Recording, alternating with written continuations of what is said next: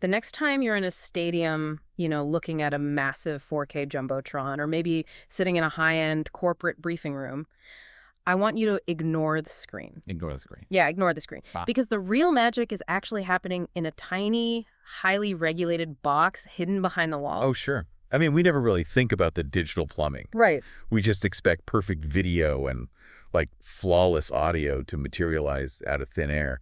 But the reality involves miles of cable and very specialized hardware doing some extreme heavy lifting. Which brings us to today's deep dive. We've got a spec sheet from HDTVSupply for a piece of that exact hardware. It's called the Turtle AV TAV-CHAZY4K-RX Dante AV-A HDMI Decoder. Quite a mouthful. It really is. And looking at this document, I'll be honest, it is just a wall of acronyms. Yeah. You've got support for ultra-high definition 4K 60 video, immersive 7.1 Dolby Atmos audio. And then there's all these essential connections like HDMI output, SPDIF input, and L/R audio input and output. I mean, I know what 4K is, but what is this box actually doing with all these inputs? Well, if you strip away the acronyms, its primary job is translation and traffic control. Okay.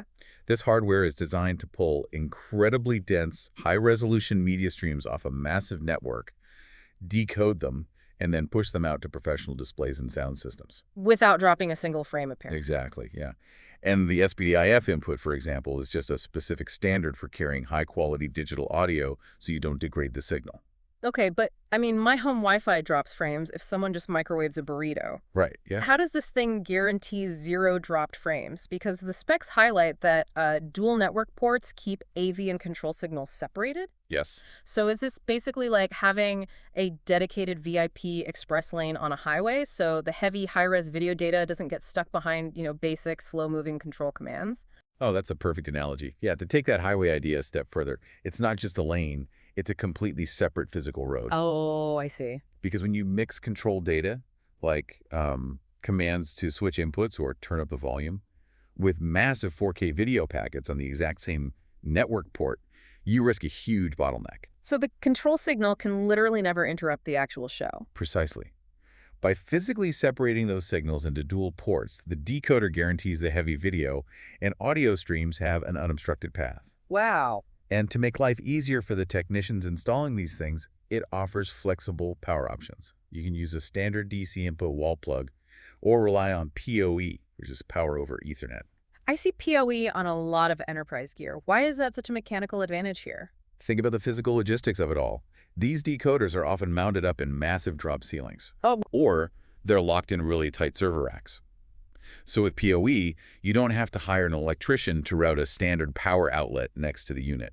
The single network Ethernet cable provides the data stream and the electrical power simultaneously. That makes so much sense. And because the physical installation is so permanent and, the stakes for a failure here are so high, I imagine they aren't just selling these to people building fancy home theaters. No, not at all. This is enterprise-level infrastructure. Yeah. Out of the box, it comes bundled with a Dante AV-A license and a 2x2 Dante audio license. Stop right there. I keep seeing the word Dante. What actually is a Dante license in this context? So Dante is basically the gold standard protocol in the AV industry. Okay. It's used for transmitting uncompressed audio and video over standard IP networks with essentially zero latency. Got it.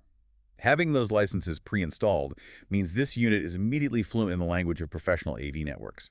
But if you want to know who is really buying this, you have to look at the TAA compliance. That's the Trade Agreements Act compliant thing, right? Yes, exactly. Being TAA compliant means the product is manufactured or substantially transformed in the U.S. or a designated country. It's an absolute mandatory requirement for U.S. government procurement. Wait, really? So they need hardware that isn't secretly phoning home to foreign servers? Yeah, it's a matter of national security. We're talking about government facilities, military command centers, secure corporate environments. Wow. They simply cannot risk compromised infrastructure on their networks. That level of institutional trust really shifts the focus back to the vendor supplying it, I think. Absolutely. Because the source mentions HDTVSupply has a 25-year history as a global AV supplier. But what strikes me is that even when you are dealing with highly regulated national security level tech, It's still a human transaction at the end of the day. You really see that reflected in the customer response data. Yeah, the metrics are surprising for something so industrial. They have a 4.7 out of 5-star overall rating, and 96% of customers gave them a 4 or 5-star review. That's huge for this industry. Right. There's a review from a buyer in Colorado that caught my eye. They praised the company for excellent communication, noting the transaction was handled professionally but with a surprisingly personal touch. It really highlights that whether you're buying a consumer gadget or a TAA-compliant secure network router, buyers still value human connection. Yeah. They trust the customer service just as much as the silicon itself. Which really leaves me wondering about the invisible infrastructure around us. We just spent this entire deep dive looking at how much specialized industrial-grade hardware is required just to keep a 4K stream stable in a commercial environment. It's a lot. It is. And while everyday consumers obsess over the latest shiny 4K TV screens, how much of our modern digital experience actually relies on quiet, highly regulated decoders hidden in server racks doing the real heavy lifting? That's a great question. Something to think about the next time you're amazed by a stadium display.